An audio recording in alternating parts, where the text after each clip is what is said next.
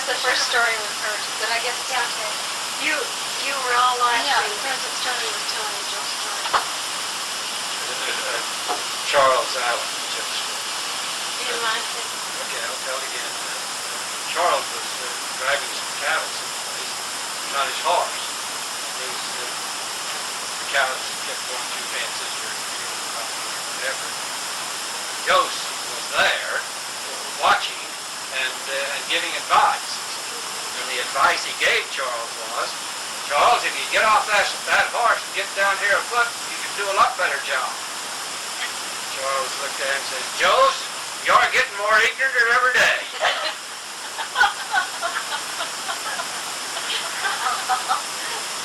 Charles was his good friend, so he could say that. Now, can you tell me what that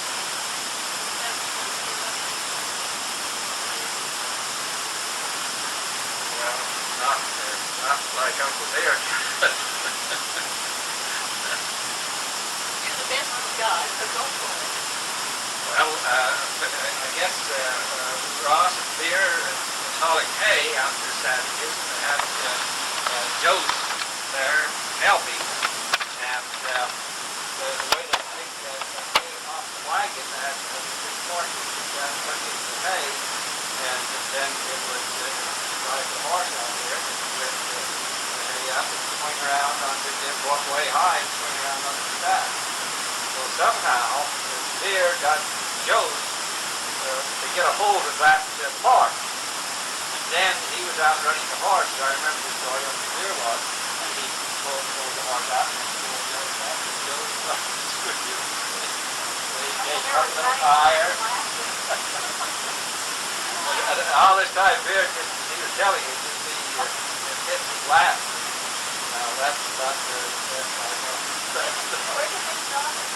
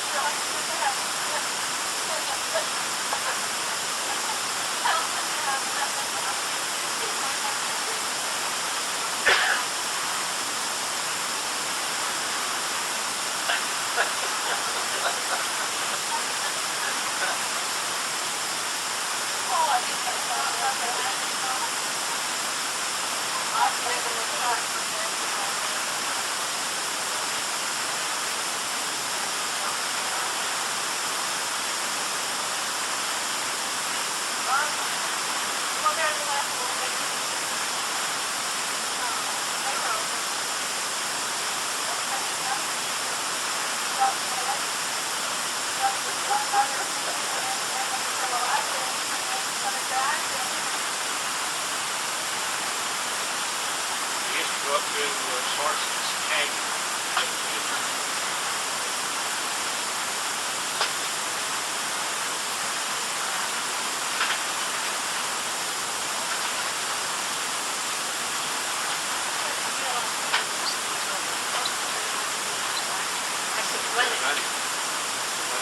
Can you record them on both sides?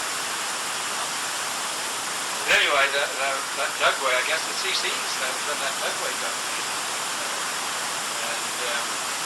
Before that, we went down Sorensen Canyon. I guess it was a terrible road through there. And, a lot of time. yeah. Was it always at night? Ross told me this story, that someone told this story on your dad, on Riley, that he was always working late at night. He would go in the dark, come in the dark, in the morning. And this one fellow, Ross said who it was. He said the reason Riley went through there when it was dark, because he'd been afraid he could drive through in the daytime when he could see the road, so he went through. Leland Sullivan told me this story. We've been out there riding, and they came up to we were on the road, came up to Dugway, and he was telling where the old road was. He said that when he was about 18, him and his cousin Tommy Stirling had taken 2 wagons out on Yant Flat and got a load of wood. And they came back and got there at the head of Sorensen Canyon, where they had to start down through it, and stopped and rested their teams. Leland said, I stood up, I was looking down through there, and he says, he used a lot of colorful words I can't use here to describe this. Anyway, he made the statement that he says, I can't drive this outfit down through there. He said Tommy stood up on his wagon, looked all around, looked this way, looked that way. He sat back down, he says, well, he says, I guess you're going to. I don't see anyone around here that's going to do it for you.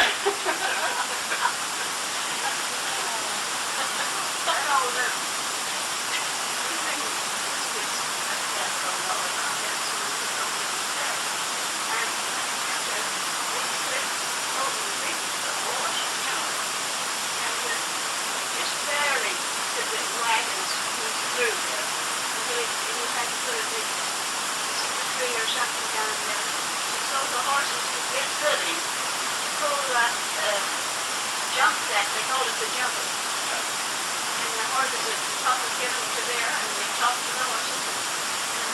And get them to humor, and up they jump. And I thought I was a daredevil, but I didn't like that. I thought, oh. So if there was a jump up, and when you came back, it was a jump down. Yeah. But those wagon horses do it. Yeah, On the side of that canyon. It's down in the canyon that we go up to. Danny's right. After you turn off Don't Go. It's right down the bottom of that canyon. I followed part of it, but I've never gone where it goes clear through and comes out at the top, where it really gets steep. Where does it come out? But on top of the slope from the mountain, where the road is up to the canal up there. We look down and you see up there. And then about equal or so of it come out of the top of the west. Oh, that wash did hang up. Look at the jump up just down from where the top of the mountain. And then did it come on up that wash and come around that way? You know where we got Jump up and got out, and then it came down that slick rock place. Yeah. That's straight through. Well, Dad used to say that Grandpa would come over and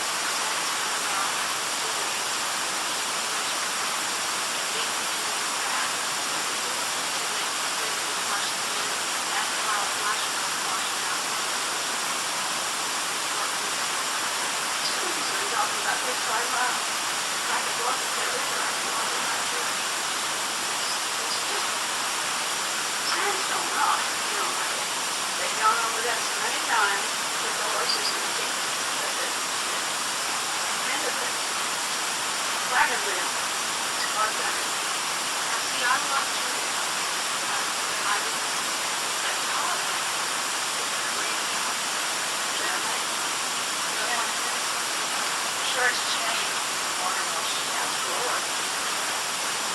But they're up on this high ranch. We had to do it up to the horses to get.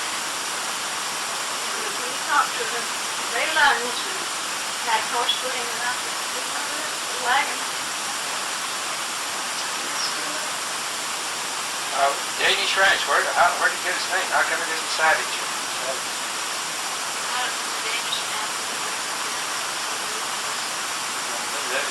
Your folks bought it from someone?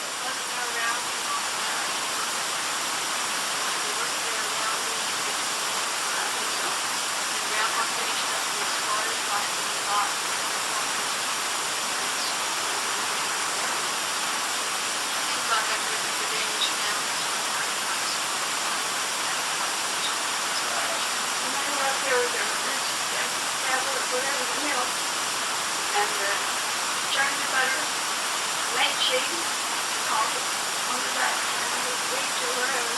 You mean on their back? On their back? Yeah. Oh, my. Strawberry things were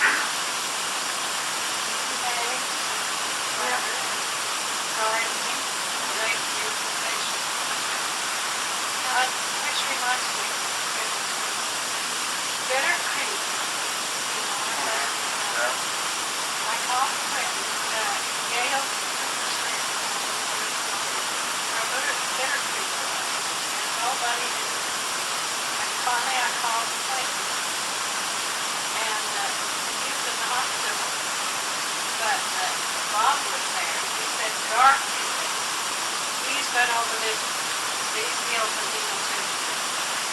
garden, he said, yeah. He said, go past Big Hollow. Then there's a little tiny hollow. And then there's another one, which is Bitter Creek. He said, it always has water. It's never dry, it always has water. And he said, it is very bitter. Yeah, that's beyond the ranch. Beyond the ranch. Going, you know, you can go beyond the ranch and come on back into Washington and things. Yes. When I used to go out there with Dad to get wood that last year, and I remember we'd be getting wood, or you'd be gathering wood, and he'd take the horse to the Bitter Creek. Did you? Yeah, that, as I can remember, it was that stream right there, just down here, goes up the old Horton. Yeah, when I was up there just a month ago, there was water in that next washout, and I figured that was the water that comes down from the Horton. But I don't know, and I thought that was the heat wash. You know, I was telling you, Ellen, that somewhere in my mind, I thought that was the heat wash. I don't know where you ever heard that name? East? Oh, yeah, you had. That was the only stream, that was the only drainage out there that had any water. And if you say, he says it always has water in it, Bitter Creek always has water in it. But if they call beyond that, I think it is, don't it? Oh, yeah, yeah. But this water is good. I drank quite a bit.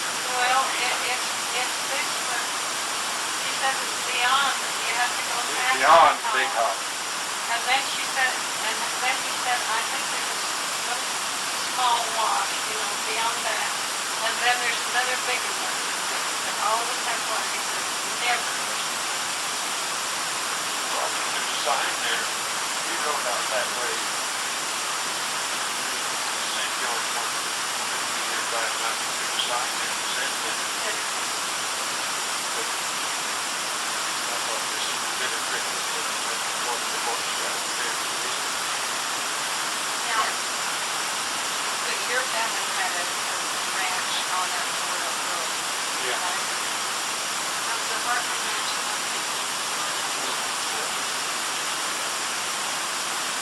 Did your family, what did your family used to live on? Did your family used to live on Stirling Ranch? My dad just coop up on it. Whatever you have to do to coop down. They never lived there, man. He raised or was there a Oh yeah, he had a cabin, raised corn. Ran corn. how much acres? Oh, what, he had 20 acres. Roscoe. Is that near from Roscoe? Probably the Roscoe. So there's a for sale sign. Is that close to where the farm? The spring water was right on that property. And you can go off to the south? Goes both sides. And the side up with the port on the south side of the creek, that Harold had that, and he traded that to the government for some property over behind there. And then the part up the north side of the creek, that's Roscoe's. He's got it up for sale. Where was the cabin? Is the spring on the end? No, the spring's on the other side. And the cabin was up on the south side.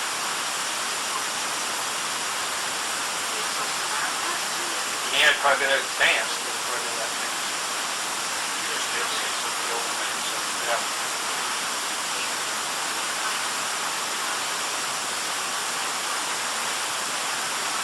You walked right through that property. But the Hartman Ranch named after the Hartman.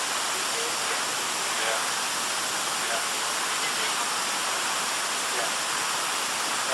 Bill Hartman, that was Merwin and Clyde's dad. Where was Aunt Margaret going? Every time at the funeral, she would go on horseback out to, and there were Hartman babies. Where did they live? And you and I lived.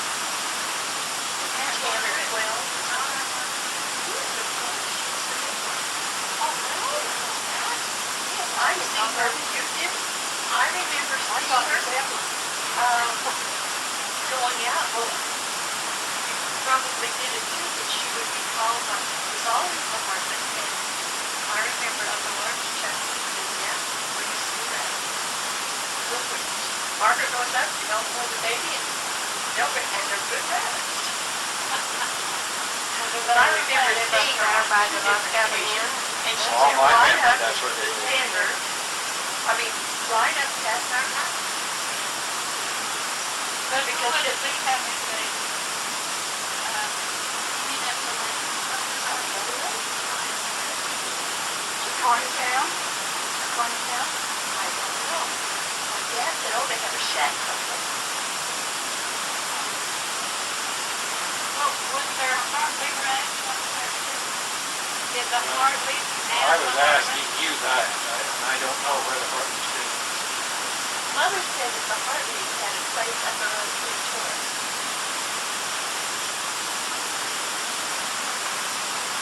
Before they took it.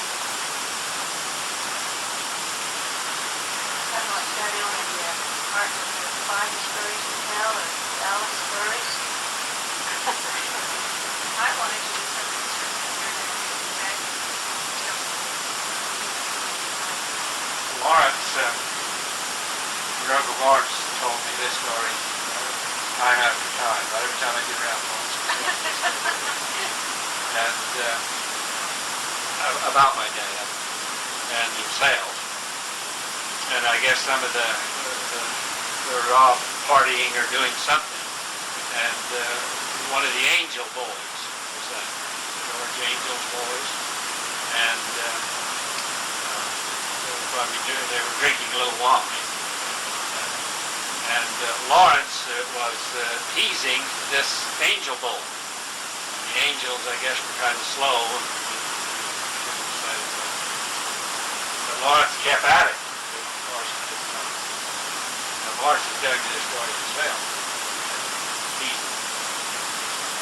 And said, finally, your dad pulled me and got me off to the side. And said to me, he says, how did Lawrence ever get the name of Billy Al?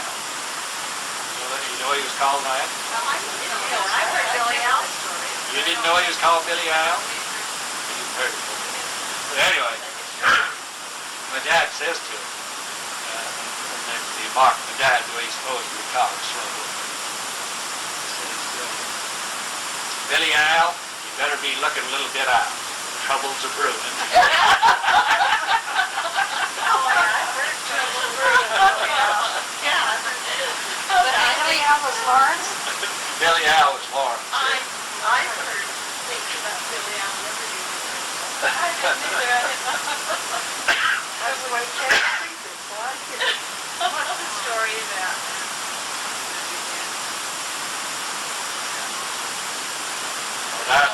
My dad told me that story about George Angel. Oh, I was thinking. George Angel, he was sitting around talking about, he was so worried about all the things that he had to do. He had to do this, he had to do that, do this. And then he sat there and talked for a while. By jingles, he says, I haven't got to do all the things I have to do. I've got more to do than I can find. And I can't. That's what I got to. I have got to do all I can do. Now, I have a question. You drive by your little house. And I thought that house was not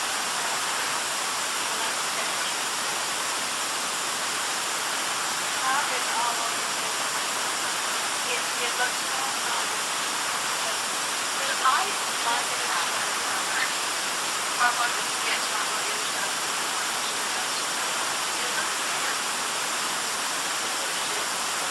Three rooms in it. You have one bedroom, kitchen, and living room, and some other stuff is part of the living room. Summertime, we slept outside. I remember owning a house. And we'd start out, and it got up to the house. Oh, always watched the kids, and they would just, grab the things or something. You wouldn't see it, but all of a sudden, put a bunch of them there. The boxes were about empty. And he said, well, the problem, and I'll tell you, he said, Marguerite's boys, you can trust them in a ball. And they would be honest as the day is long. We are oh, that sounds so really important. Okay, let me check this. That's Bob's story. That's the Bob's story. I think it's a nice story. Oh, it's a good idea.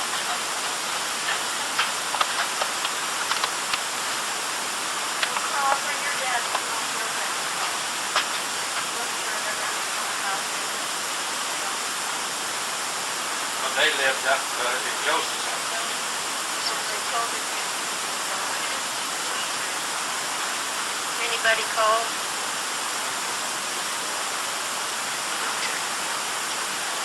Did you ever feel like you were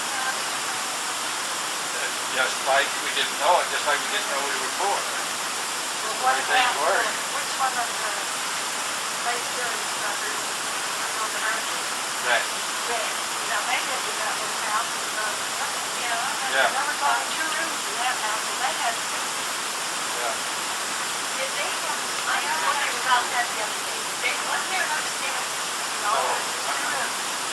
Well, I kept thinking there has to be an attic. That's what I'm saying.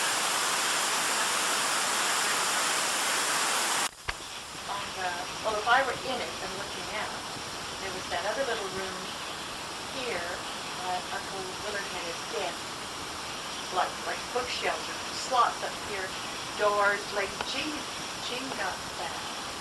But I always thought it must have been one of Grandmother's. This was a nice old piece. It wasn't a piece of, it was pretty. Now you'd enjoy having it. And then up in the front, closer to the front of it, there were stacked the oil cans, and and plus that thing you push down in, and then there's a spigot to put in the car.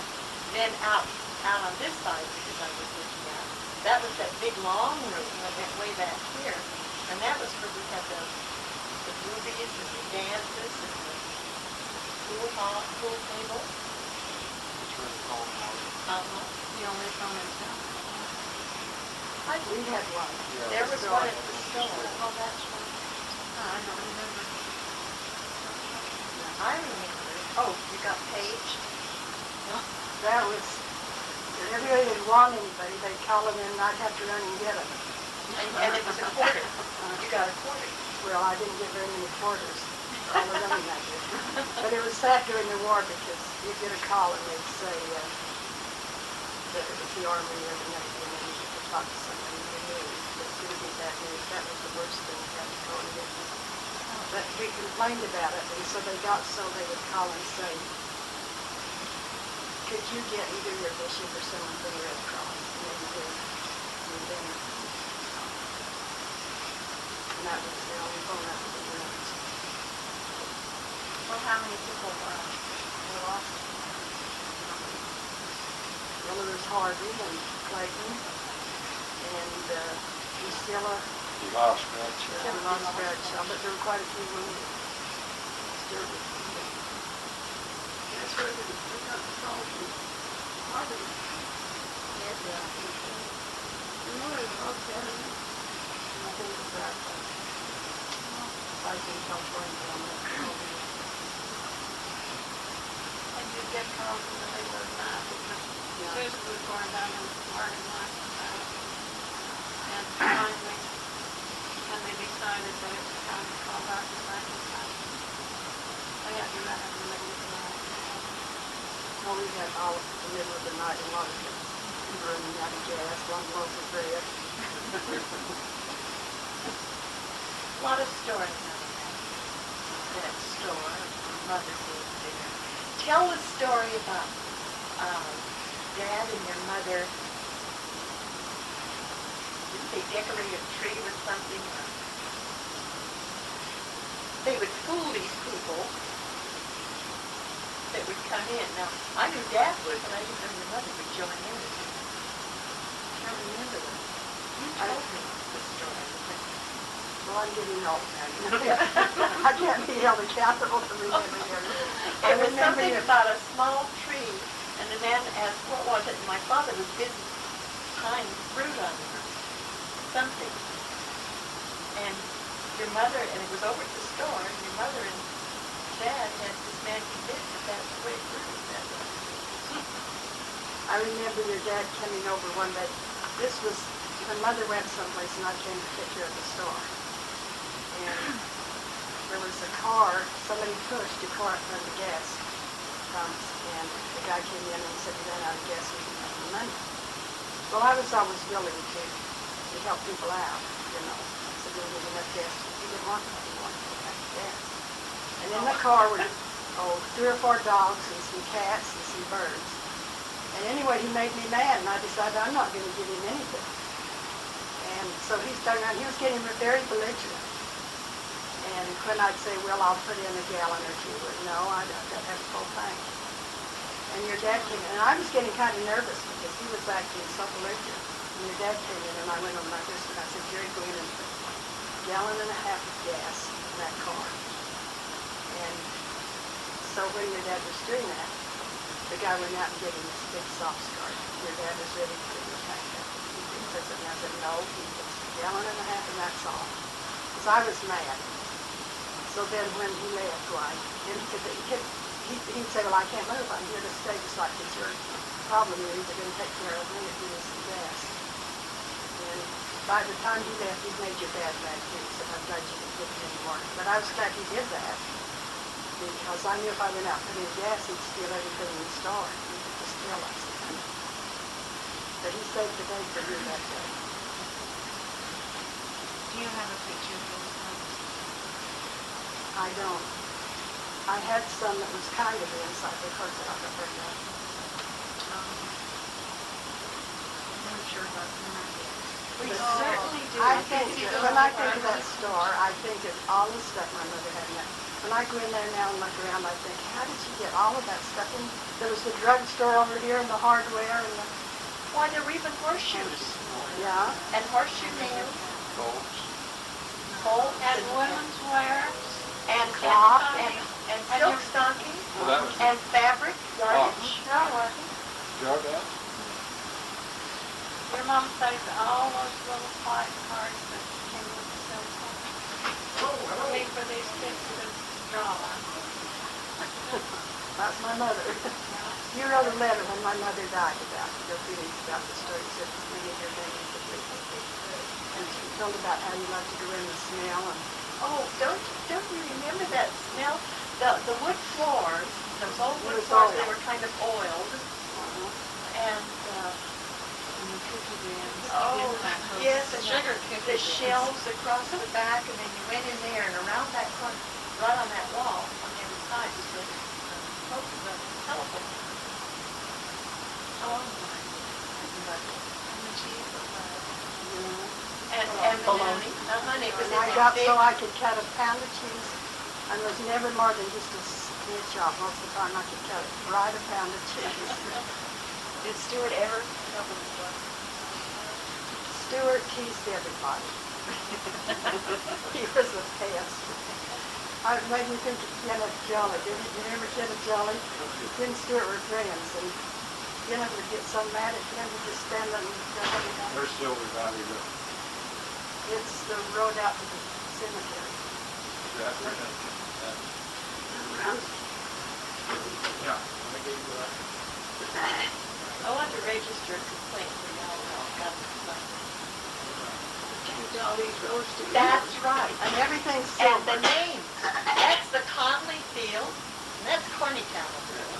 And they have no business messing around. Well, because Macedonia.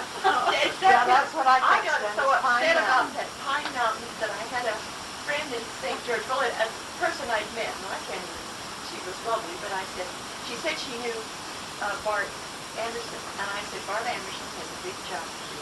So I gave her the whole background, and I said, I know that there are more than 1,100 pine mountains in the United States, and there's only one Pine Valley mountain, and these carpetbaggers are taking it away from us. And he did it. I think he's done a dandy job because the needle swung the other way. There's still some people forget and don't know. Yeah. Send all that to me. First, such and such a place. They said, you ought to know. Well, when it was time to get over to this outfield, out there. And when is that? Angel Springs now? Oh, it's the 4th May, isn't it? It's the And they said, don't, I said, this bunch of thieves have moved in, taking you over good names. And laugh. I said, you're all good people. But don't come to me to find out where it's named. When you renamed it. Oh, everything, every new division is silver. Yes. And Oak Grove Road should still be Oak Grove Road. Now what is it? Oh, heaven knows. But it's not Oak Grove Road. Silver Eagle. Is that what it is? I don't. That reminds me of, I was looking through some of Mom and Dad's papers today, and they were to do with Uncle Lawrence selling or trading and this is in attorney's papers, and it's had the quote, cow pasture for the jail field. And I want to know where the cow pasture is and where the jail field is, and some of the other names of that they identified as places, fields, or people's properties. When you said jail field, only had one Jail, that was that one down on that corner right down down there in the there. corner. And the cow pasture, and I didn't have to do that down here. Down on what corner? Sorensen Court? What's the jail? They Or the Jolly. moved On the Valley. jailhouse. Valley and the corner, Valley and Center, Corner down to Leeds Church. where the pear orchard is. Yes, Trailer park. right. Where the pear orchard, where you turn to go down to the. All right, down east I of your remember, I place. used to pass it every day. It scared me to death. I knew Frankenstein was there. Filled with a handful of sawdust. And he'd go out in the wintertime to chuck the ice out. Who's that? Dad did. This one winter, they always used to kill their pigs in the wintertime. Henry Jolly, while Dad was killing the pigs, he would look at the infants and say, well, tell how we can have more winter. Anyway, he looked at this and he said, well, our winter's over with. And then, I don't remember, this was in January or something like that, but in February, Dad went out in the handles and drains and cut the ice out there, and it was 18 inches thick. Tell you another story about these prophets. There'd been a snowstorm here in the valley in the winter, and my dad, after the storm was over, he was on his way out the field, ran into his Uncle Irie, who lived here where the old church house is now. And he stopped and talked about the storm, and should have been a nice storm. And Uncle Irie says, yeah, now, he says, if that snow gets a chance to settle down up there before the north wind blows, he says, we'll have a good summer next year. So he says, if the wind blows, then it'll blow all that snow off the north slopes over on the south slopes, and it'll all melt and come down too early, and it won't be good. So my dad went on up the street, sure hoping that the wind didn't blow. And he got up and ran into Bill Sullivan, where Lillian lived. And he stopped to talk to Bill about the storm, and Bill was sure a good storm. And now, if we can just get a good wind before that snow settles down, to blow that snow over into the valleys where it can settle down and pack down in the bottoms of the canyons, then he says we'll have a good water year next year. And that sounded good to my dad. The other story sounded good to him, and this sounded good to him too. So he says, I went on out in the field knowing we were going to have a good year, whether the wind blew or whether it didn't.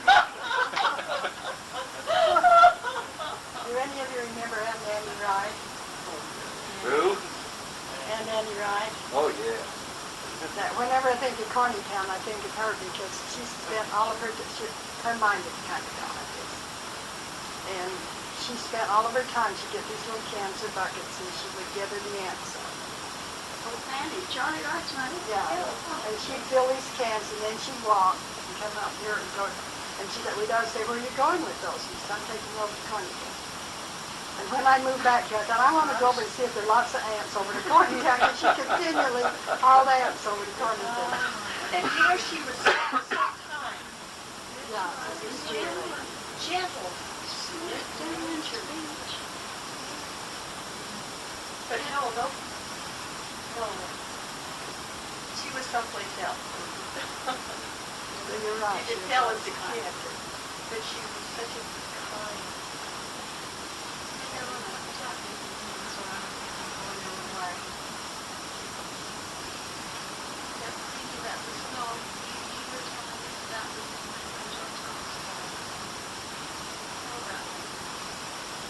I got to hear the joke Thomas played.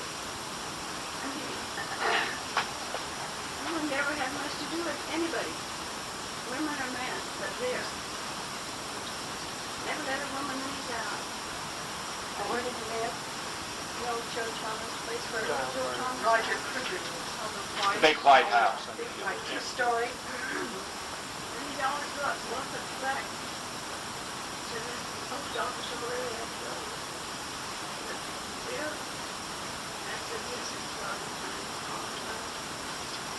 They had a big black stallion horse, and it was run down into the corner of his lot where he could imagine now why. That's where Ray Brown lives now.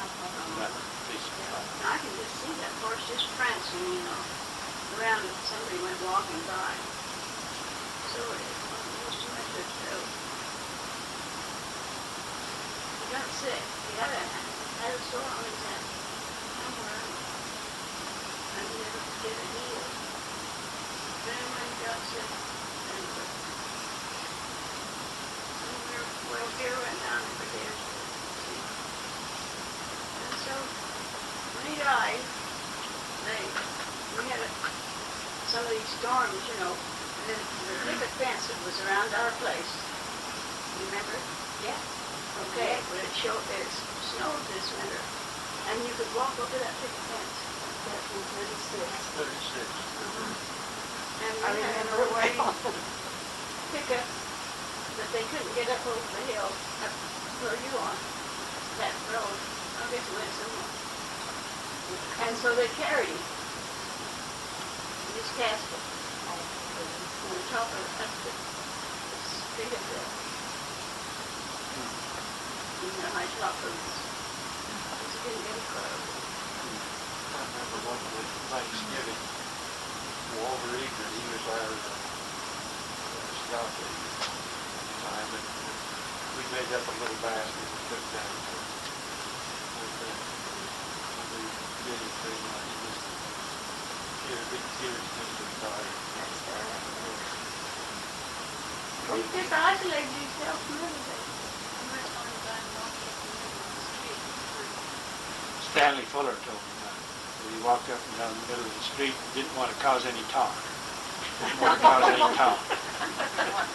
Oh, who was the old fellow that lived in the CC camp, back here to the back? And he lived alone, and he'd walk up every day and get the mail, and then he got him a bicycle.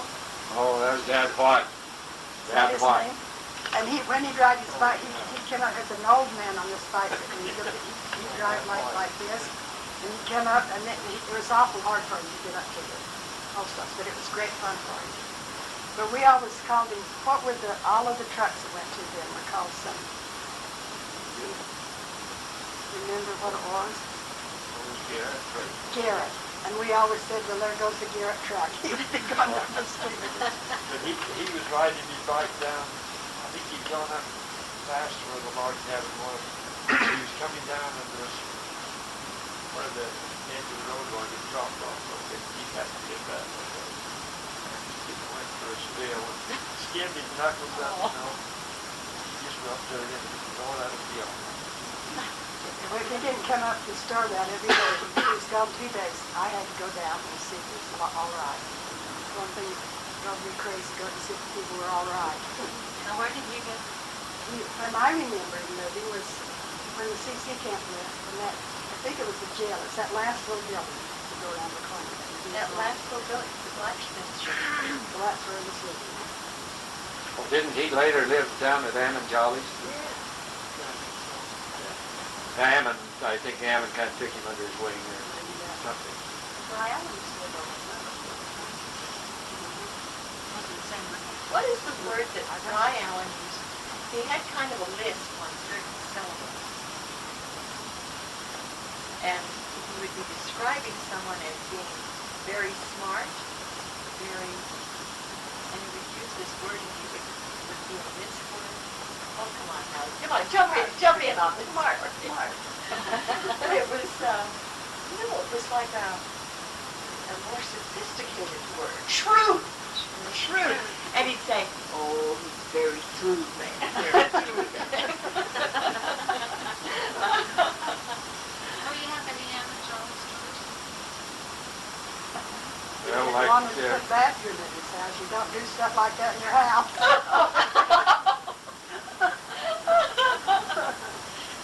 Like, if Ammon had been around this spring, he'd have been going up and down the street like, what are we going to do? Well, look at that mountain. It's as blue as a whetstone. We won't have any water at all down here next summer. Blue as a whetstone. Do you remember Don Fuller Oh, yeah. on the horse? Yeah. Old Every Snake. morning take that cow down there. Yeah. And every day go down and get the cow and bring it back. You can fit your watch by it. Yeah, that was Don. And what was his youngest son's name? Oral. You know, he had a car. He was kind of mechanical. I mean, he kept keep it going most of the time. But this was Stuart's story. He said, and he'd say it all the time. He'd say, I know what's wrong with my chore. If you can't pump gasoline up into the carburetor. So our car wouldn't go, sir. I know what's wrong. That fuel pump won't pump gasoline up into the carburetor. So what's I don't know if Stewart or Stewart was, but anyway, they jacked him behind the wheel one left. Sounds like Stuart. He got it and it wouldn't go. So he got broken actually. Oh, the fellow that was married to they lived in the house where you live. She was a Fuller and he was Sherwood. Maida? No, it was before they... Sherwood Coleman. What was his mother's Coleman. name? Anyway, Phyllis. her husband had dark hair and she had blonde hair and she wanted her little boy to have blonde hair, or dark hair, so she shaved his head. She thought it would come in dark. And she bought him a little sweater that had stripes on it, and so Stuart called him Convict.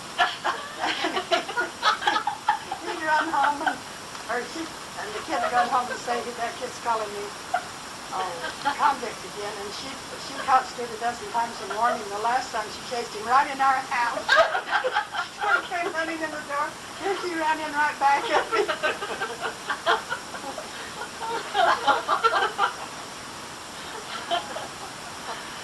So someone tell a story about, and I don't know if Stuart was involved, but Doug Olson was involved, and I'm sure Guy Jolly was involved. The pepper and also the skunk incident in school. I don't know the skunk, but I know the pepper. Christmas Eve dance. The Christmas Eve dance lasted about 26 minutes. And we all left crying. They got a can of pepper and put all over the floor. And as soon as we started dancing, everybody was crying. And the funny thing was, they bought the pepper for my mother. Exactly. The culprit was. That was Doug and Guy. Doug and Guy. Doug and Guy. I bet neither one of them danced. No, they had, everybody in town danced, but Doug and Guy. So they Oh, my word. Well, they put, Doug had a trap line, and he trapped a skunk. And they put it somewhere, remember those big old stoves that we both rooms, the big room and the little room? I used to toast my toes on it. And somehow they got it around the stove or something, or And we, no school for a couple of days. But I think those boys got caught and had to scrub things up. Joann, you remember that differently, right? Well, tell us, you tell us, Phil. They You had know the it better trap from line. They had the trap line, and during we used to go home at noon, every hour and noon. They checked their trap line on the way back to school over behind this hill somewhere. They had a skunk in the trap. What did they hope to trap? Pardon? What did they hope to trap? I don't know, foxes and skunks and squirrels and whatever. I don't know what they They had trap. the muskrats too. Probably. But anyway, on the way back to school, they checked the trap and had a skunk in it. And I guess they wanted to get the skunk out of the trap and you know what happened to them. Then all I remember, they came into school and stunk the whole school up because they had skunk on them, and Bert kicked them out and let them go home. And I remember school going on. They got sent home. That's the way I remember. Well, what happened when they had to scrub something? Or did they scrub up the Klansmen? No, it might have been, I think they put a skunk in Vernon's truck, you know, with his... Vernon Joe's? No, Vernon Vernon Jolly. Jolly. Jolly. Vernon Jolly's truck. Maybe that's what he had to do. Yeah, forgive me, I'm getting old. I'm getting mixed up. Now, didn't someone paint something on that car of Vernon's?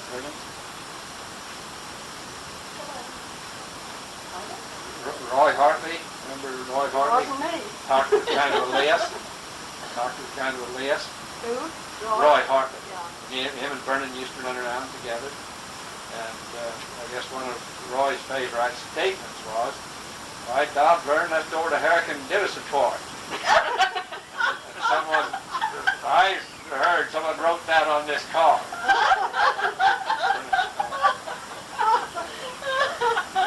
I guess we did have more characters than that. We did, and that's all. Everyone was, I remember my father and mother sitting out on our lawn, like in the summertime, and laughing for 4 hours. They bring up different things. I remember one time that Stuart and Clive Martin, they'd gone up to Canyon, they camped up there, looking off the old place right there, looking across. And Harvey and I was up riding after cattle, we were going to look for some cattle. Harvey was on a mare that he had a young colt. And when we got up there, like, we were told in and they were dead. But they had a bottle of milk sitting down at the creek. We didn't bother it, but we told them that we had the milk up there. Of course, I don't remember Stuart being involved in that, but I remember Clyde was so mad he was going to kill both of them.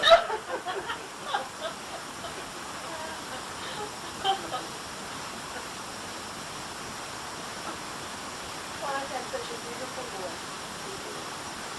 And he was so funny. He could write songs. I remember, Kenneth Jolly met a girl over at Convergent. And it was the first girl that Kenneth liked, and he was quite thinking of her. And then she got to him. Clyde wrote a song, and this is all I can remember. It's 50 years ago. And he would sing it to Kenneth. And it was something about Sam Dodge's wine got him feeling too fine, and Bullard retreated from Topeka. They called Kenneth Bullard. And that would make Kenneth so mad. And he was going to kill Clyde, and he'd chase him. And Clyde with those big legs, he'd get down about 50 feet ahead of him, and then he'd just laugh and hit his legs. And Kenneth just attacking after him. When he'd get just about to him, and Clyde would say,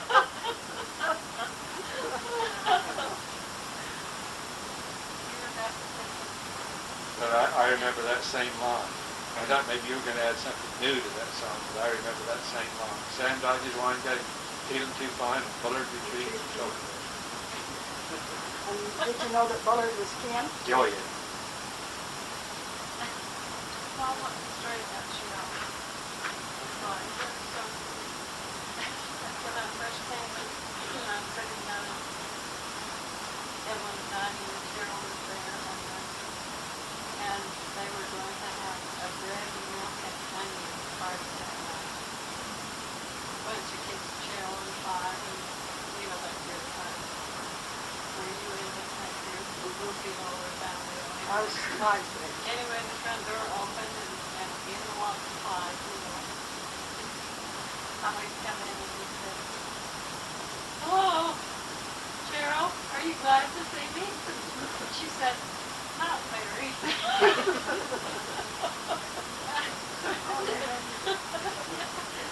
We had started having, His feelings weren't hurt. He knew that she was joking. Not very. we started having dinners for everybody that went in the Army. And the first one we had, I think, was for, Caldwell, Kay Caldwell. And so Clyde was playing the piano and he was doing Helen Fuller. And you know, when Helen Fuller played the piano, she danced like this. And somebody called the band shouted. Oh, that's awful, but Do you remember Helen like that? I remember the bouncing, but I never heard that. That's great. And then when you start singing, you were right out the door. That went home was telling that, Cheryl. Oh, they always had good parties. And just lucky children, things on the piano. Who else was there? Besides Five? Was Ralph and Cheryl? Cheryl was Stewart's age. Clyde was our age. Was it Relby? Real was my age. We're two grades different. There was 5 girls and 5 boys in our class. Biggest class they ever had. Where did Laurel fit? She's baby Cheryl Yeah. Stewart. You remember the party that we had when Harvey and I went to see you and that deal? You know that deal? Yeah, I remember it well. This was Think about it when you're trying to get go through any. February. You had me little mountain chicken. We went up, we just went off the Dugway and down the bottom. And while we found that it rained, how slick that is. But I don't remember who it was, whether it was you or the old judge who had done his push. Yeah, I think that. So we took that down. Mrs. Hines picked up, I don't know, order or whatever you want to. And they told obviously the point. I thought lightning was going to strike us all dead.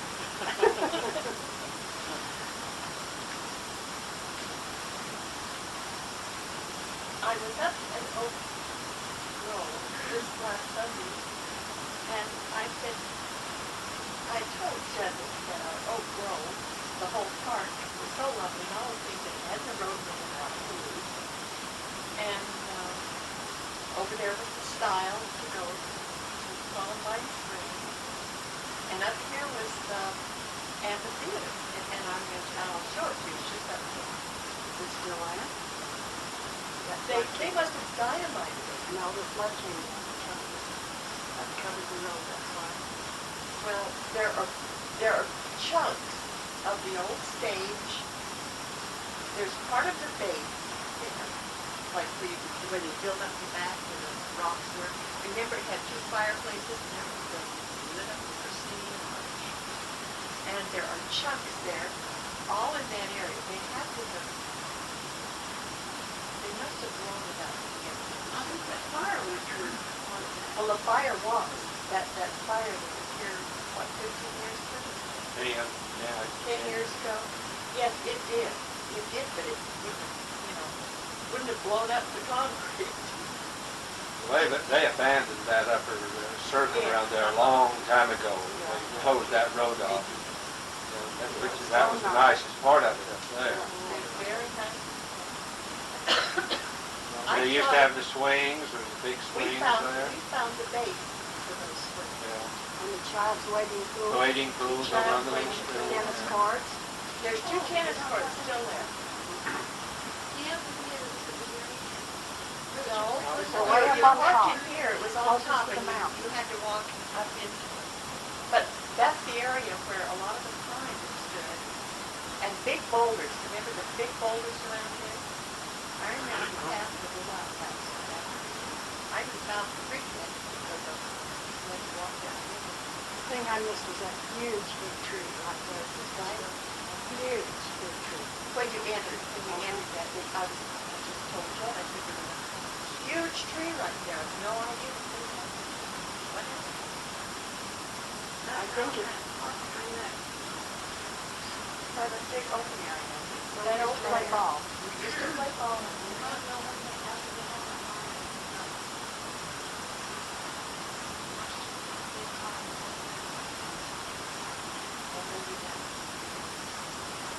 Well, you know, wasn't there a big tree where the swings were? The big pine tree, is that what you're talking about? Yeah.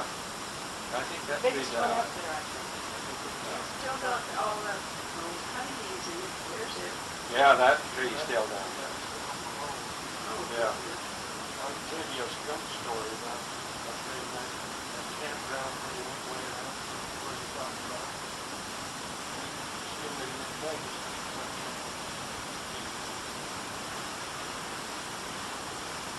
Now, you can pick up sleeping like hear this noise across the street from Fort Washington.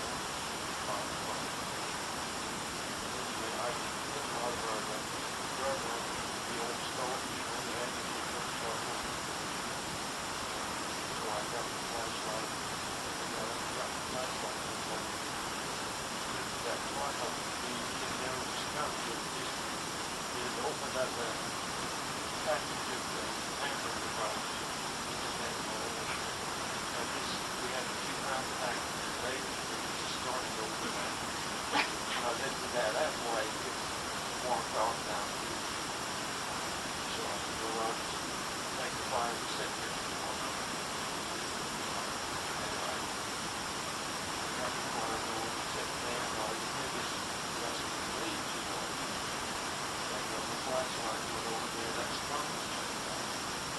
So I had the flashlight, it was still going. I picked up a rock, threw it, and that skunk right in the head and killed it. You were good, weren't you?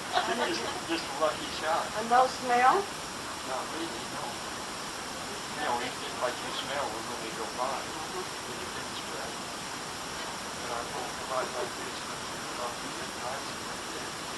Helen used to pitch baseball. I like this story to me.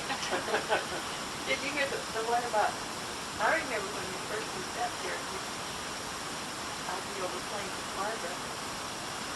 And of course, there was no indoor plumbing.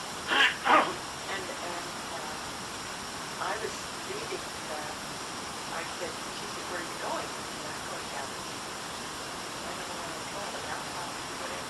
Well, you can't go alone. Why? She said, I'll go with you. So she took my hand, we went strolling down to the outhouse. And Uncle Lawrence had this big rooster. He was big. And we had a stick. She had a stick, and she said, now pick up that stick. Well, that rooster came and he would lower its head and had his wings out and drag it on the ground. And just as that was my first rooster encounter, but we did make it safely down. And I said, do we have to go buy the rooster? we circled around to the old corral, the longest restroom run for Aunt came way back up, you know, where those willows were at the bottom of that field over there. We used to make willow. You taught me how to make a willow whistle. I darn near cut my leg off.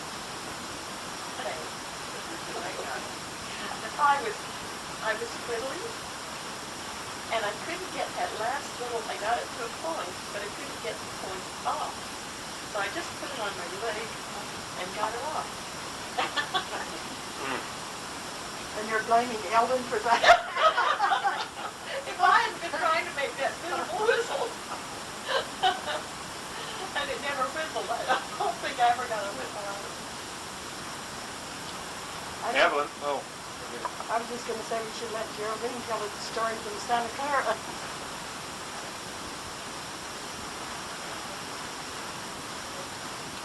I can tell you both. Well, I don't know, we were about 12 or 3 or 4 of us kids went up to get some squatters berries up there by the old Jacob Cameron home. And the Knights lived up there, Bill Knight. George, she was kind of, well, they were all kind of funny, but anyway, we got some squatters berries up there. They were just wild bushes, and we were heading back, and she come out and she says, "You little chicks, you've been stealing my squatters berries. I'm going to get my gun and I'm going to kill you." And she went stomping and we were just scared to death, and we took off running. To make lemonade. Is that the berry that's kind of got a nasty? Salty. Yes. We just used like to eat them. Here, yeah, suck on them or stir them up in water. I know we did. And it drove me crazy because you're supposed to wash them, and if you washed them, then you washed all the good off. So you either drank lemonade you thought maybe it was dirty, or else you had very Oh, we had poor. little twiggy things in it. The best story of Santa Clara is told on Geraldine's grandfather, who's John G. Hayden. And he was counseling the boys that they needed to hurry and get themselves a wife. All these good Santa Clara girls are going. If you don't hurry and get yourself a wife, a good wife from Santa Clara here, you'll have to go over to Washington and get your wife. Hard. They go to Washington here. Okay, I'm gonna change it.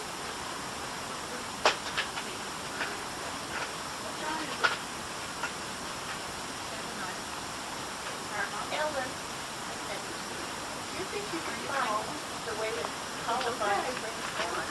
I went as far as to a big tree was over what I thought. That's okay, Geraldine. I'm just here. And by the time I got together, You get her a blanket, man. No, no. I could hear the water, but I could never go the rest of the We went up there and finally tried finding. What was that? Columbine. Gold. Well, I got to hear it. I got close enough to hear it, but I couldn't get through. Because I could hear it. I knew I was close. No, not late. It was probably. Was that Columbine where the water comes out? Yeah. Big rock. Yeah, great big rock, and all there is this hole about that big. Gushing up from that big rock. Yeah, then it's called Columbine Springs. That's right. You have. Where is it, Ellen? You went over the north of that. There's a thing up over the North, there was a stile over the fence, and the CC boys had made those little signposts in it with a foot, you remember? You'd always see, it had the outline of a foot, and if you came along this way, and the outline was still going this way, then you went that way, but if the foot showed it going this way, then you went that way. Even when it had headed along, it was getting overgrown. It's such a beautiful. He wants to do that. He don't like that. He likes it freezing. Well, now that, something that I'll, when they raised cattle, was there a trough? Did people build a trough all over there? Drag it in? That comes by, I don't know why that's Because there's remains of that one called Dan Springs is still there. And your dad told me that he hauled that in there on a wagon. And I cannot imagine how he ever got a wagon up through there. The little bit I questioned him about it, he went up from Ash Grove, you know what it's called, Ash Grove. Well, it's, you remember where the old salt house, you don't remember that either, do you? I don't know. But it's that, Did they ever use the old kiln as a salt house? no. But it's up above where the coal field is. Anyway, he went up from Ash Grove. And there did used to be an old road up there. But how he would have ever gotten from out of Horse Valley on around to Dan Spring, I didn't know. He told me he took that in there on the wagon. Whenever we went to Oak Grove, which was wonderful, no air conditioning. When it was sunny, we would go to Oak Grove, that was the most pleasant thing. But you remember how the cars would all vapor lock? You'd go halfway there and then your car would vapor lock. So you played around and you explored everywhere, and pretty soon it cooled down enough and you go a little ways further. You get up there on 2 vapor locks. But I think it helped us know more of the country around.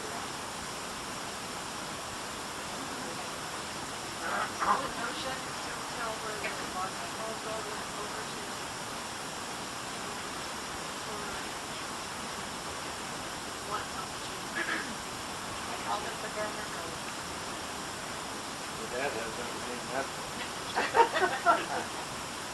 Tell the name's his Hale. Hartman Hale. Oh, that's funny. See, my dad and Hartman, Bill Hartman, was kind of going there at the same time. They had a common road up, but it took off just above this Ash Grove, and went off and went up that hill. When you got around top of the hill to the Hartman Ranch, you kept right straight on over, and my dad turned right and up to his. Somewhere up they called it Muddy Flat, didn't they? Mud Flat, that was it. The Hartman Ranch, you went on over to Mud Flat and then on over a little further near to the Hartman. There's at least 3 up in there. No one knows where they came from, my understanding of it. Johnny Appleseed went west. I think Johnny Appleseed must have gone through there. Dad told me a story last night about the way up road to the west house. I think I left him about somebody. Somebody who had a team of, I guess you call it, a beautiful team of natural horses. His car and George ended up in somewhere in Hamilton. I thought he saw something and shot, but he came back and shot one. I remember your dad telling that story, and I don't know who. Anderson Ranch. I don't know who it was Do that you it know? happened to. Do you know what that story? That belonged to the Anderson Ranch, the one I heard. And they had, they expanded gray horses, great big horses. And this incident happened. And hadn't been there very long. And one of them see these ears on this horse and shows.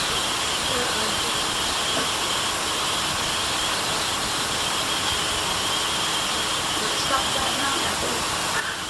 Yeah, talking about horses and ears though, and these beautiful teams, good teams. Your grandfather Oscar apparently had a team that was known as the Little Browns, and these were very special horses. And your grandpa used to farm what was known as the Wicks farm, down where Leland and Evan had their farm. And I guess to make things easier, it was so tough and hard around here that they got to tell stories and brag about things. And anyway, Grandpa Oscar had this beautiful field of oats, and in telling people how good it was, he said, as the boys drove the Little Browns around the field, he says you could just see their ears over the oats. And they're mowing. Now, Joey, you have another story about the Little Browns. I know, I've heard a lot about them. There's another one about mowing hay. And when the hay was mowed with a mowing machine, to mow an acre in an hour, that was good going. He was really stepping right along. You had a good stepping team to mow an acre in an hour. And again, this story was told on your grandpa, and it probably wasn't any truer than it couldn't have been about anyone else.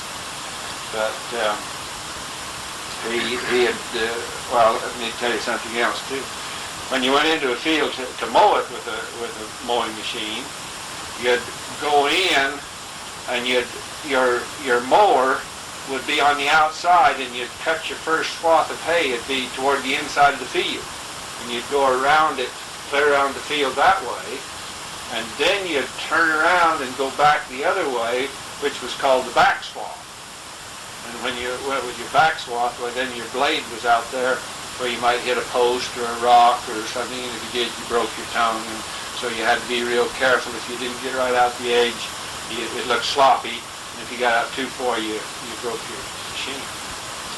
So anyway, Oscar told about he mowed this 10-acre field in 10 hours. 10 hours. Field. And someone said, well, but did you do a good job on it, Oscar? He says, on the back swath, I clipped the bark on every post.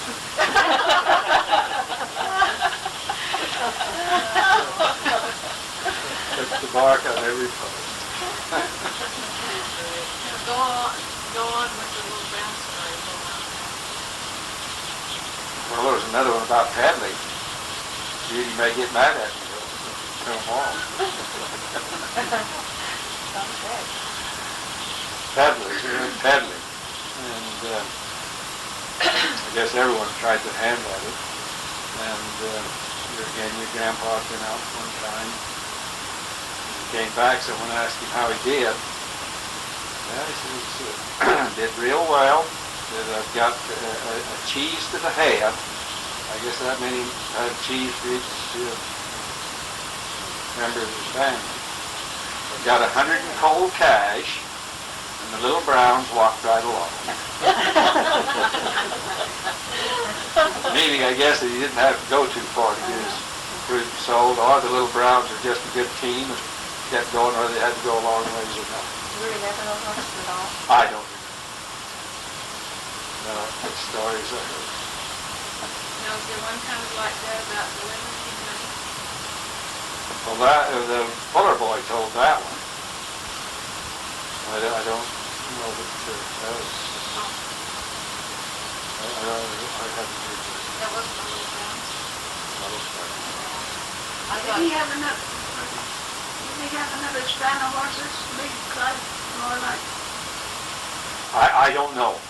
These are just stories I heard. I don't remember Oscar having. He was an old man by the time I. Well, and he had this team of horses for so long, and he had enough feed to go around, so that they took this span of horses up on this East Mountain over there where that dip is, and shot him. Oh. Yeah. And I used to, and I said, didn't that place haunt you every time you look up there? He said, yes, it did. Yes, it did. It was old and crippled, you think. Told them they'd done their duty. The bones are going to be up there somewhere. Yeah. now Dad told me, where did the Gilberts live? Your Your Gilbert. Uncle Jim Gilbert? Over where Don's daughter stopped in the Holden.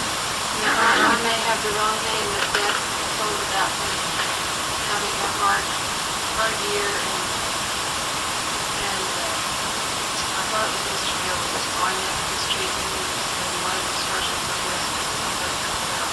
What happened to whatever the horses did? It's too much talking about. Their uncle's running on the park to live out with him. Uncle Jim Gilbert was Aunt Molly's brother. But I think he had that first horse.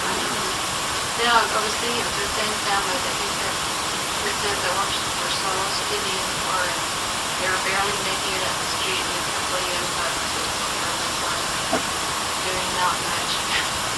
One of them called out, whoa, the horses stopped. He couldn't hear him going, so we got down off the wagon and came over the fence and said, I can lick the guy. Is that a story, you know? Yeah, I've heard that. It was told on Joe Barney. Barney, that's right, wasn't it? Well, I feel, oh, go ahead. Well, I was just going to say, I was thinking that you had told another one about Uncle Oscar about him saying that he had extra good luck with Helen. And he came back to him and said, how'd it go? And he said, the women came running with their buckets and things.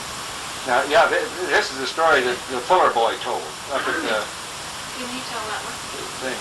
Well, I think and the money just rolled in, rinkety chink chink, something like that. I don't. And the little browns come right along? Well, I don't remember the Fuller boy saying anything about the little brown. Oh, all right. It was a Fuller story. Yeah, Is that that's who used right. to say rinky cheek? That was. Was it Fuller? Well, Yeah. He was telling it on Uncle Oscar, but it was McCain. McKay telling the story on Uncle Oscar.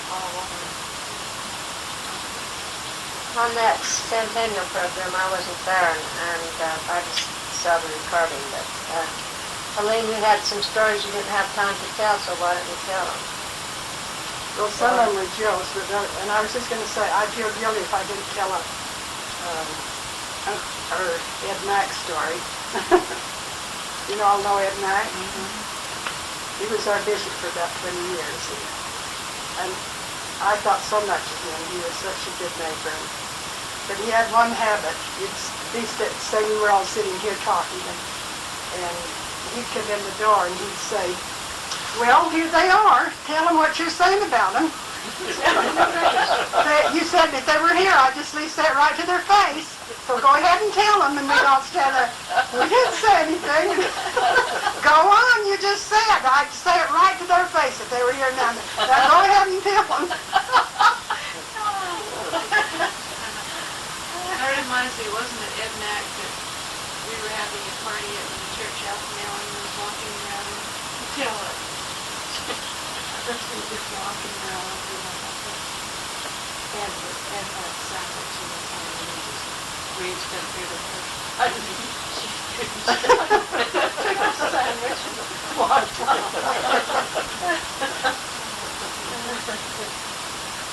Well, I need to tell one about AmyLu in the store.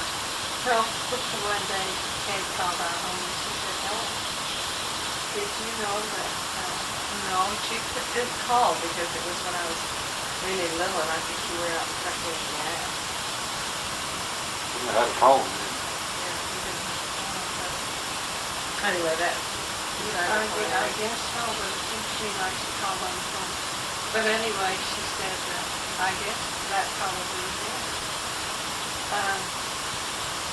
She said she's in here just buying new stuff. It was close to Christmas, and she said she's bought some Levi's for Ross and a whole mess of stuff, and she said just write it down. Oh, I was so embarrassed. Charge. Oh, I felt so sorry for Amy. She thought.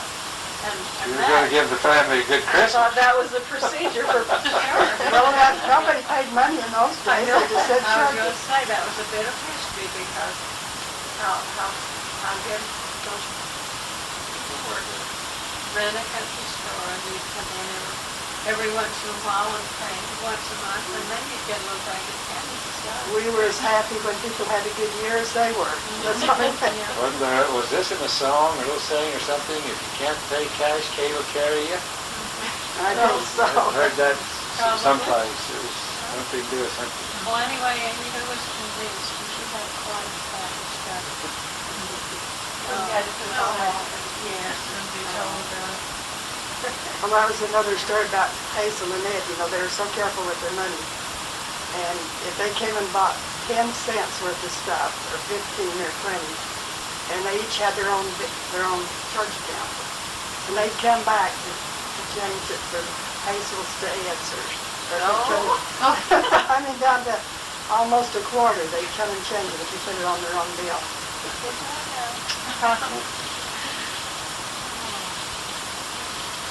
Susan, you want to hear about Battle of Run Pooh Run? Yeah.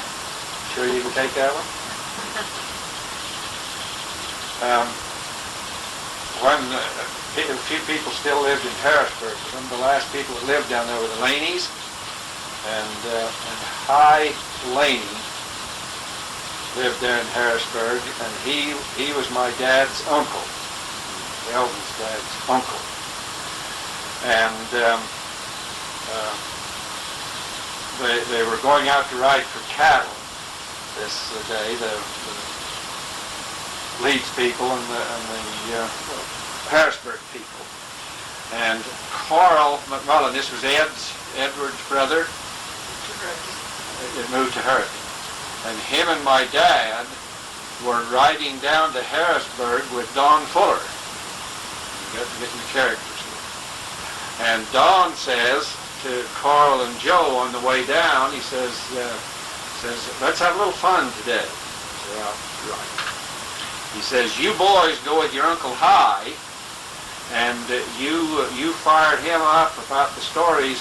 Pooh Hamilton. Pooh Hamilton was another fellow that lived in Harrisburg. I think his name was Frank Hamilton. They called him Pooh from the way he talked or something. That's one of the whole story. But and Don says, I'll go riding with Pooh, and I'll get him fired up at your Uncle High, and we'll see what happens. So my dad and Carl, they went with their Uncle High, and they got him properly fired up, told him that Pooh was up here in Leeds, telling him that he was a water thief, and that he was taking water that didn't belong to him, and stealing water down in Harrisburg.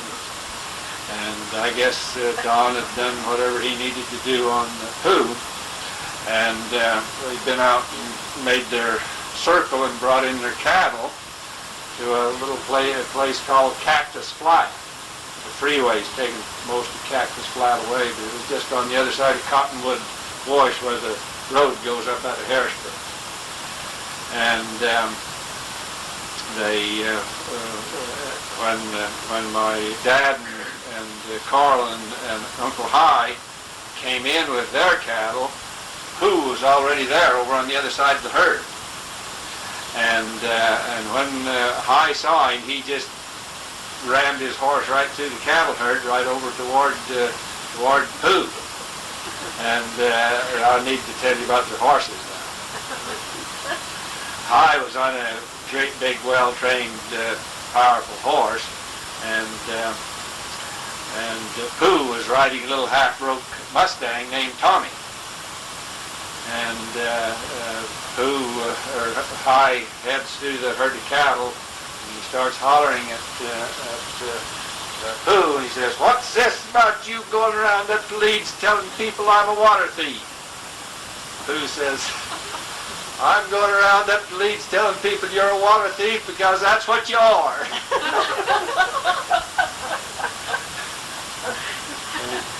And Pooh says, no one that plays around with the Indians like you do can call me a water thief. By this time, they get together, and High has a quirt. You know what a quirt? You know what a quirt is? Okay, so long, and so he gets there and he starts to work on Pooh with his quirt. Starts working him over, and the horses, you can see the horses milling around and going back and forth. And all of a sudden this gets too much for Tommy, this little half-broke horse. And Tommy takes off. And Pooh's and High's right after him, hollering at him and casting him. And then Don Fuller made up a song about it. And I tried to get the words from those people, and they're aware of it. The Fullers know about this song. They just don't know where these words are. But anyway, one part of it was that when Tommy took to flight in the Battle of Run, Pooh, Run, High called Pooh an S&B as they crossed the cactus ditch. Then my dad said, one of the big questions about the battle, they always have to talk about a battle after it's over. One of the big questions here was, did Tommy run on his own, or did Pooh encourage him to run?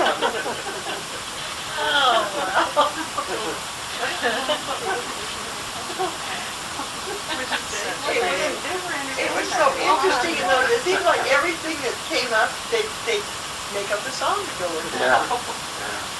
Oh, that's wonderful. Well, it's actually one of the best Now, entertaining this, storytelling ever. This high, I ever heard. you know Lorelle Dalton? I think High is her grandpa. I think that's the I relation. think her dad was Oh, a retired that too. lady. Yeah, but I think this High was her grandpa. Pat Lane's Is it Pat or Bert Lane? Bert Lane. Yeah, Bert, That was also Lane's first name. Yeah, but that was her stepfather. Okay. Well, Uncle High, he was just a little guy, but that I understand, real feisty. Real not feisty. as big as a midget. On a great big horse. Yeah. They tell another story about him. He get a little wine under his belt, and Chinamans had their little town up in Silver Eve, board sidewalks. He'd go up and ride his horse down the board sidewalks, and they wanted to look out to see what was coming. He'd hit him with his quirt. How true all these stories are, you know, they're the stories. You've heard that one too?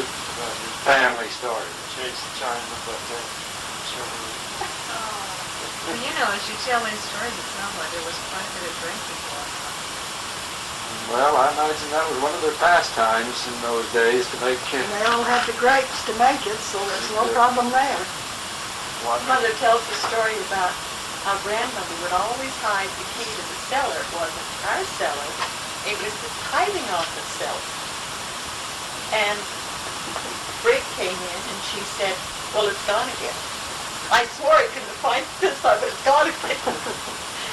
And sure enough, the big barrel stuff under the tithing office had been tapped, and somewhere the boys were having a good time. Mother always said, well, parents have had drank with the rest of the children. Joann, can you sing your mother's chicken song? No, but Carlyle can. You can? no. The chicken song that they made up about the chickens when they stole all his chickens, he caught them and he made them dig the reservoir. Woman, I didn't know if anyone had the words for it. I've heard the story, but I didn't know there was any song. I think Wilma told me, didn't she tell me words to that song? In the program, I was thinking she did, and I thought, oh. Someone brought it up told the because story. someone told me about it and said there was the chicken song, and I said, my grandpa's chicken song. She said, that's the one. And I thought it was you, and I was so grateful that someone knew the words. I remember Mother singing it when I was.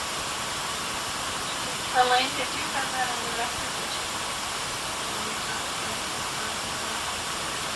Because she told me the words to that several times. You know, I have to do this because every time Ethel would talk to me, I'd say, oh, Ethel, have you written that down? No. And one day I was driving by and she was out there by the gate, and I just on the spur of the moment I stopped and I said, I thought of something you could give your girls for Christmas, so it'd be the most precious gift they could have. And she said, well, what's that? And I said, I'll bring a tape recorder and take your life, and we'll give it each of the girls for Christmas. Well, she'd had some people come with tape recorders, and they left her to run it, and it made her nervous. And she said, and I said, well, let's try one. So I'll come down, and if it makes you nervous, we'll just quit. Well, I said, we'll just put it here, and I'll push it, and we'll talk. I just asked her questions. And she was so tickled to be getting her story down. She said, I wanted to write this, but I just guess I was never going to do it. And so she would, I don't even remember all of it. You've got a copy of it. I got the tapes and I started to play them after the funeral. I couldn't play them any longer. Maybe throw 4 or 5 seconds to turn to voice. I thought, that's for some time down the road. That was the most precious experience because she started out a little reluctant before long, right? But then she said, Lynn, I want to tell you this, but I don't want it on the tape. What were those stories? Well, I don't remember all of them.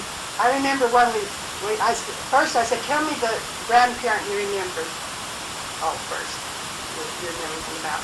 Then we kind of worked on, then we got to all of the brothers. Oh, I guess I can tell it. She said, she kept dodging it. And she kept dodging it. She said, I don't know what to say, so I think I won't say anything about it. And I said, Ethel, I know what's wrong. Lawrence is your favorite brother. And everybody knows it. And you don't want it to come out on this tape that Lawrence is your favorite brother.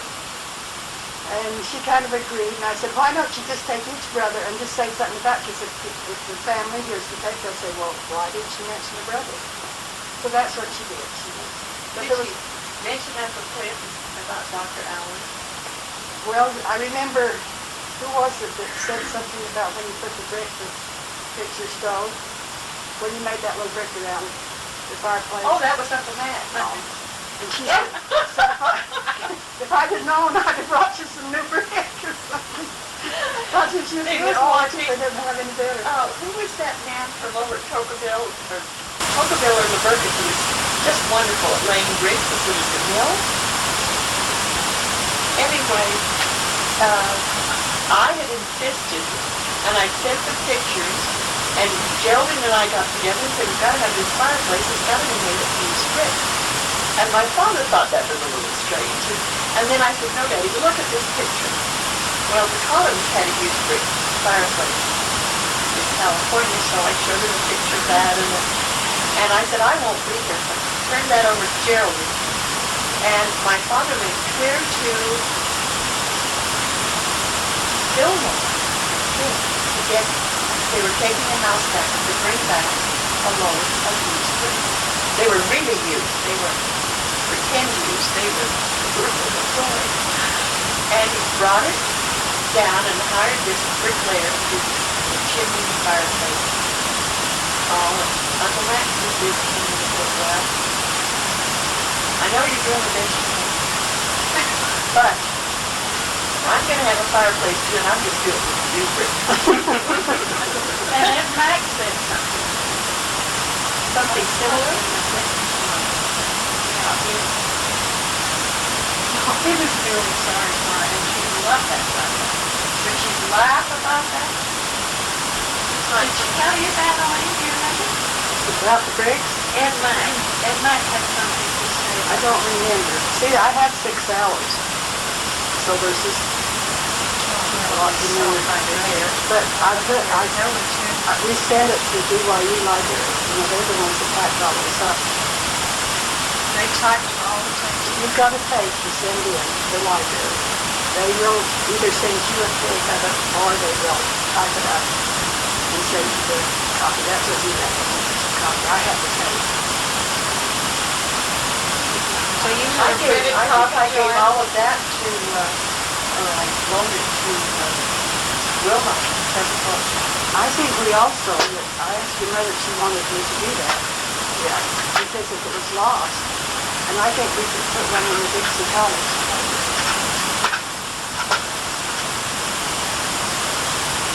But I like to see why you fix it. Did she tell a story about, a lot of stories about Uncle Cliff?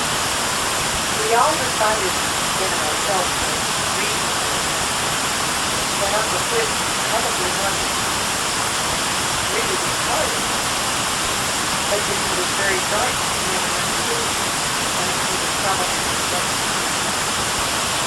But the kids in his family were just pieces. I say another was as bad as the story of the whole tree. In fact, I think she could give him credit. But they teased Uncle Cliff and said, well, they didn't realize the trouble he was in. It was just churning up terribly. And Mother was the chief of that family, and I don't know what. And so they co-opted a lot of people. And one time she told the boys, they're always looking for what was going on, and there was going to be a minstrel show. And someone had taken a picture of something that was long ago, and the film was dark, and made them look like they were dead. And Mother kept saying, well, the minstrel, we haven't seen a sign, we haven't seen anything. And she said, well, I'm going to come back again and close it up. And the sign and everything.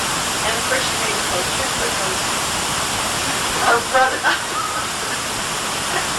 brothers on the poster, and they chased her. She said that they couldn't dash her. She was too fast for them. She did tell her. She got so mad at them that they wouldn't Pick up pick up their clothes, so she gave their clothes and threw them all out in the trees.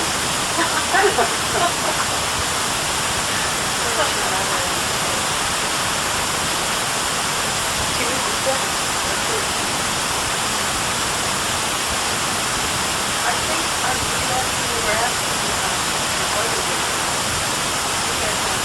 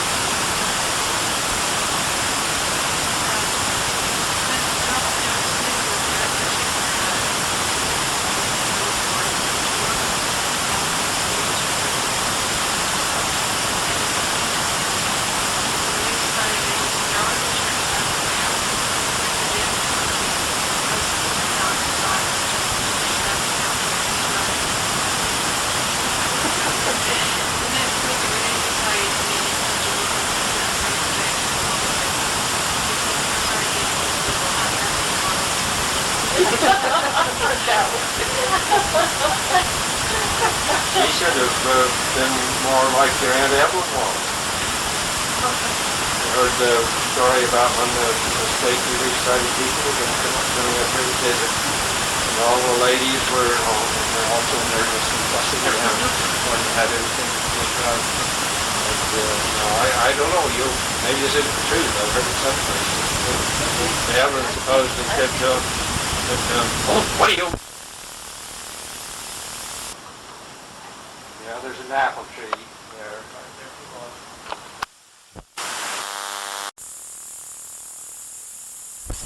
Mr. Barney would sure look like that. Ma and Aunt Evelyn? Aunt Evelyn?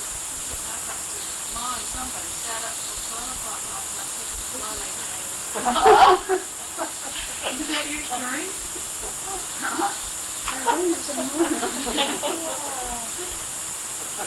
Now here, there's some George Angel stories up here if there's one got. Is that the one married to Becky? Oh, okay. And some Oscar McMullin. Okay. The George Angel one, we've got the one about Mark to be my husband. I know exactly what ails me, and I know how to cure it, but I tried it and it doesn't work.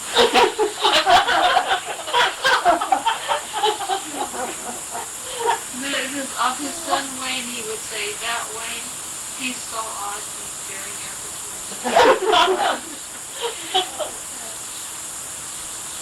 Let's see, and then Oscar McMullin.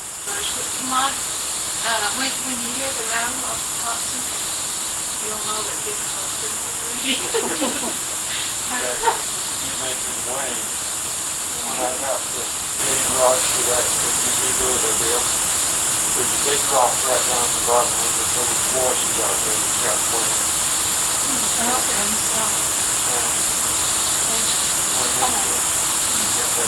Scratch the big rock. And have you got it? No, wait.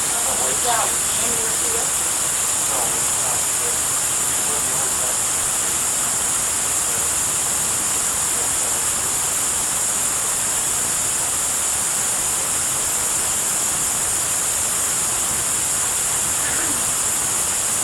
I heard that Wayne story.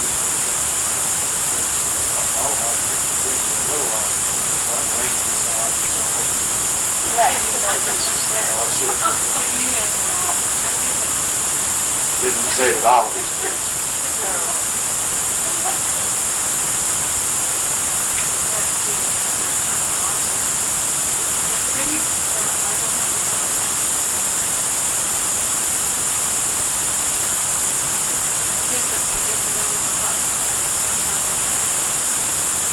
The prettiest sight I ever did see was that little Ford toy in the overland. It's long there. What's the background of that? Mama's coming from the park.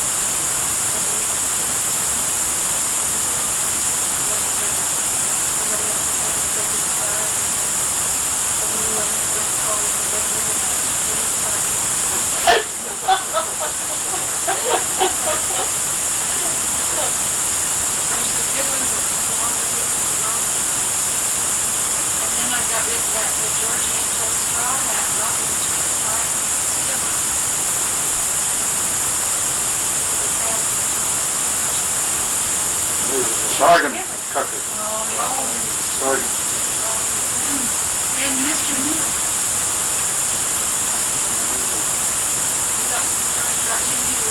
He would stand his hand and say, I run, catch my leg.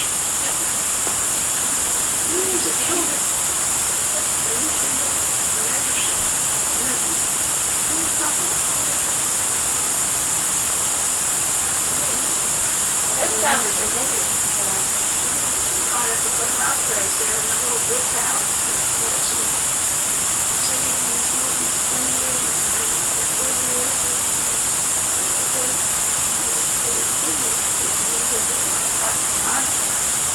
I'm in no hurry. Something like that. Somebody told me that, but I know I could hear it. Well, because I've been smoking all those years, and when I got out there, it was smoking killed me. Yeah, that there's an old one. And that's because he went to get water. And something about black powder on his pipe. And Louis lit it up and he said, by Donnie, that's Tom. Oh, somebody kept his packet like, and a blue part of it. The pink bit. I remember Dad saying something about when he was a kid, and when we were young kids, there was a blind girl that was over, and I always pictured this being, you go around there like the Tommy Field, and like, where the water would drain in down there, and you know, and he would take sticks with him in there and poke at him. And all the grandson, this blind girl, I really never seen anything like that.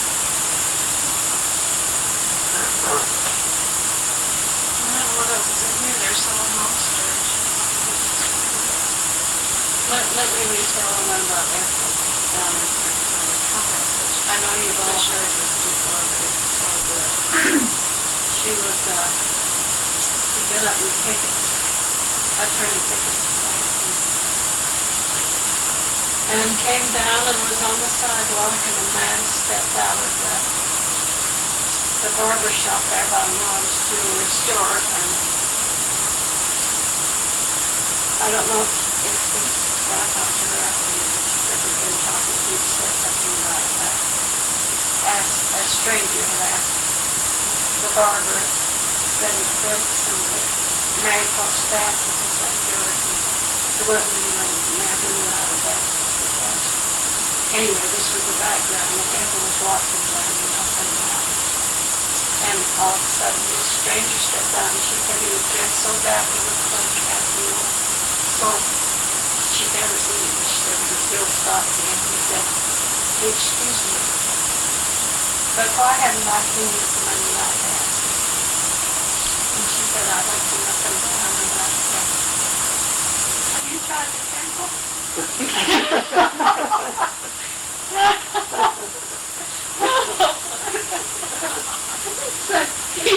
He just turned purple, and from further back they came along right then, took her by the arm, and they walked down the street. And she said that at first he didn't know what the connection was. And then one time we were in this little kind of a grocery store down close to where Harmon is, you know.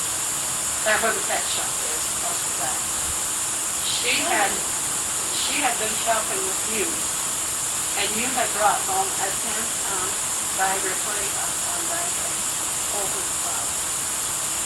And when she went shopping with me, she she said, I'll never use a flower. I don't know what Joann was thinking about.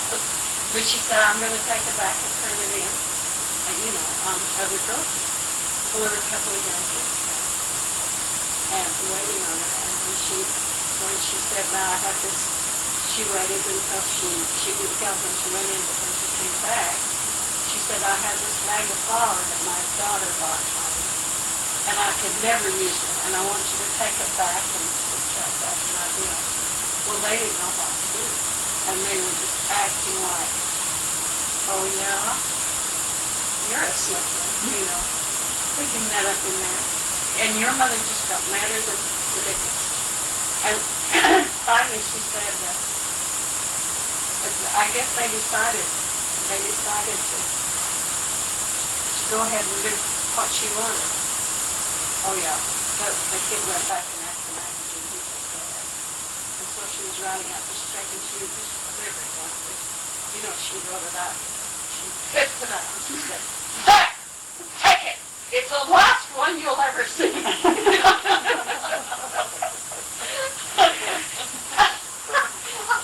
I've never heard that one. I always wondered what happened to my brown bread. You should tell about when it gets used, Joann. Oh, yes. She came home from church one day, and Joann was up north, and Joann had come down while she was in church, and she said, Joann looked at me like this, didn't say anything, and I said to her, what are you looking at, Joann? And you said, Mother, your dress is all wrong. And she said, I said, what did you say? She said, I didn't thought of me. I just said, well, that just shows what it gets cinched. I was judging an election one time, and when Ethel voted, she was so proud to vote. And she got all dressed up. I mean, everybody else came in however they were, that Ethel. And she came in, she looked like a queen. And she walked in and she said, I've been listening to the radio, and it sounds like the Democrats are losing. Well, we always went for quality instead of quantity. I'm like, you lost the election. I've got to go home. This is my bedtime. The rest of you go on. We need to have another session. We've got one from now on for free. I've had all of middle after trouble today. I've got to go to class in the morning, so Where are you going? it's called ICL, Institute for Continuing Learning. The college sponsors it for senior citizens. Well, I'm taking one I had today was Dr. Alder's history class. I just did this. And I have one called Level and Another. It's a therapist that teaches the class. We keep him straight. And then I have one called Language Awareness, and I was going to take a geology, but it's the same time as another class. And then I have Review of Great Books, Mary Phoenix, on Mary Phoenix. What else? I sign up for 6 of them. You go everything? No, I don't go Monday and Tuesday at all. It is Well, now, we haven't heard a lot about you. We haven't heard of everything. Before you go on from here, Alene, don't you want a little bit of some melon or something? I don't have anything. No, me, I didn't say me. I know what you would. You would. Which one? No, we don't have to. Bring some in for you. No, you just go ahead and, no, don't do that. You're big Yeah. kid, you can eat in here. Yeah, that's fine. Just, what do you need? I just need to Build a condition on it so he could treat his friends in a hostile manner when he comes.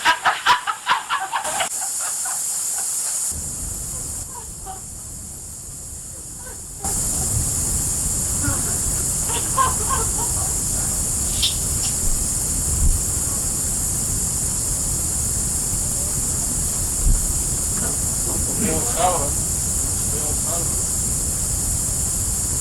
ran into some other car, and 40 miles later, he said, that's just whatever it was, interaction, the breakers with the carburetor.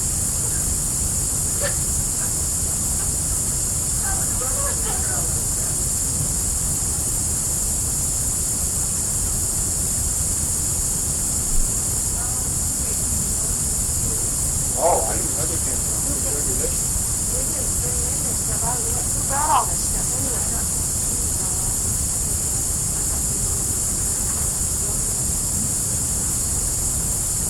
You know, we have about everything nice on there, live. Whenever I go to the cemetery over there, I see what it's happening on. Even my parents did. I have 7 aunts and uncles over there that died at an early age. Very